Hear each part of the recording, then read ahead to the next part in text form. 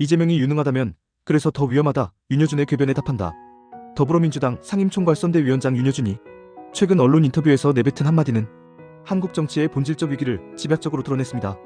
지금 같은 비상시국에는 도덕성보다 유용성, 유능성이 더 중요하다. 정치의 본령이자 지도자의 덕목인 도덕성을 효율성 뒤로 밀어버린 이 발언은 단순한 개인의 실언을 넘어 민주당의 대선 전략이 얼마나 위험한 궤도 위에 놓여있는지를 보여줍니다. 그리고 이 발언은 이재명 후보에 대한 국민적 불신과 사법 리스크를 오히려 더욱 부각시키는 정치적 자백이기도 합니다. 윤여준의 논리는 단순합니다. 나라가 어렵고 위기이니 지도자는 무엇보다 일을 잘해야 한다는 것입니다.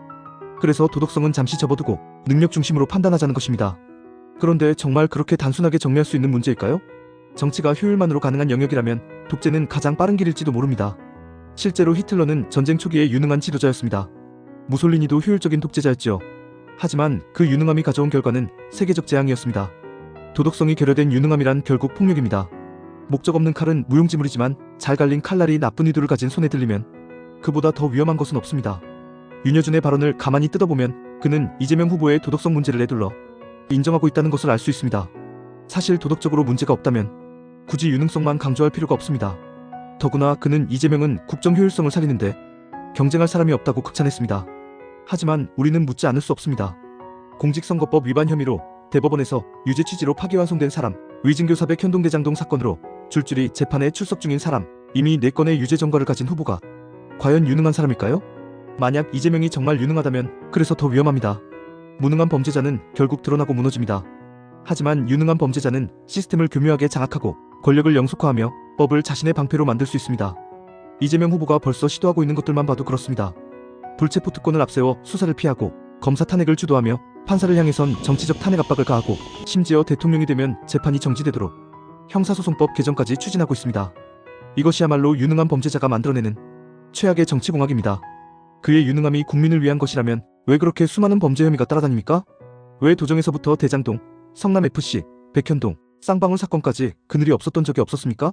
왜 재판 일정은 선거 일정에 맞춰 묘하게 조정되고 왜 민주당은 대법원장을 향해 사퇴하라고 협박하고 공수처와 법무부는 오히려 침묵하고 있는 것입니까? 이는 결코 유능한 리더가 만들어낸 질서가 아닙니다. 이는 유능한 조작자가 만들어낸 통제의 카르텔입니다.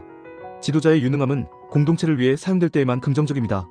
그런데 이재명의 유능함은 자기 보존과 정적 제거에 집중되어 있다는 점에서 그의 유능함이야말로 가장 큰 위협입니다.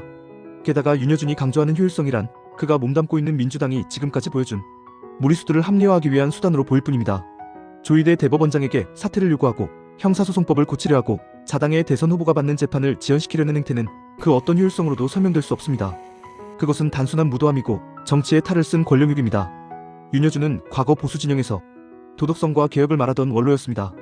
그런 그가 이제 도덕성보다 유능성이 중요하다며 민주당의 이재명 보호막 역할을 자처하고 나선 것은 참으로 안타까운 일입니다. 과거 한나라당 시절 그는 보수의 양심이란 평가도 받았습니다. 그런데 지금은 도덕은 사치라는 민주당의 논리를 그대로 대변하고 있습니다. 그의 이념적 전향보다 더 충격적인 것은 지도자의 본질적 덕목마저 교묘하게 왜곡하고 있다는 사실입니다. 이재명이 유능하다는 가정이 사실이라면 그 유능함이 헌법을 무력화하고 삼권 분립을 흔들며 법과 제도를 자기 보호수단으로 바꾸는 데 쓰인다는 점에서 그는 절대로 권력의 정점에 서서는 안 될 인물입니다.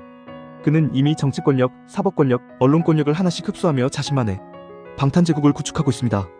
그 끝은 대한민국의 법치 해체이며 유권자의 자율적 판단력을 말살하는 전체주의적 통치입니다. 윤여준 위원장은 지금 같은 시국에는 유능성이 더 중요하다고 했습니다. 하지만 그 시국을 만든 책임이 누구에게 있는지에 대해서는 단 한마디 언급조차 하지 않았습니다. 지금의 위기는 외부에서 온 것이 아니라 이재명과 민주당의 입법 폭주, 사법부 압박, 정쟁 유도, 선동 정치를 통해 만들어진 내부 붕괴입니다. 그 원인 제공자에게 유능하다는 이유만으로 권력을 맡기자는 말은 본말전도도 이런 본말전도가 없습니다. 지도자의 도덕성은 단순한 품행 문제가 아니라 정책 결정과 인사, 외교, 국가안보 전반에 걸쳐 결정적 영향을 미치는 요소입니다. 부정부패와 뇌물수수, 이해충돌에 무감한 지도자가 어떤 국정을 이끌겠습니까? 국민의 세금을 사유재산처럼 쓰고 공적 권력을 사조직처럼 운영할 가능성이 너무도 농후한 인물이 바로 이재명입니다.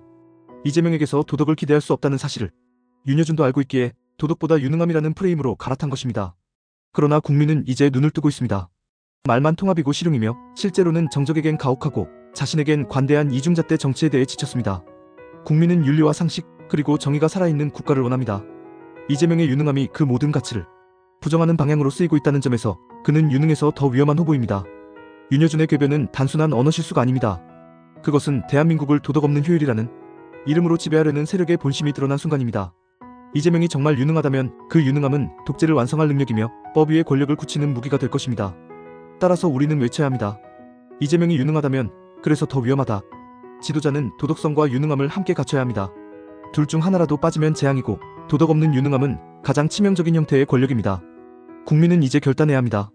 민주주의를 회복할 것인지 아니면 유능한 범죄자의 손에 국가를 맡길 것인지 이재명의 유능함을 말하는 이들에게 단호하게 대답해야 할 시간입니다. 그 유능함, 우리에겐 필요 없습니다.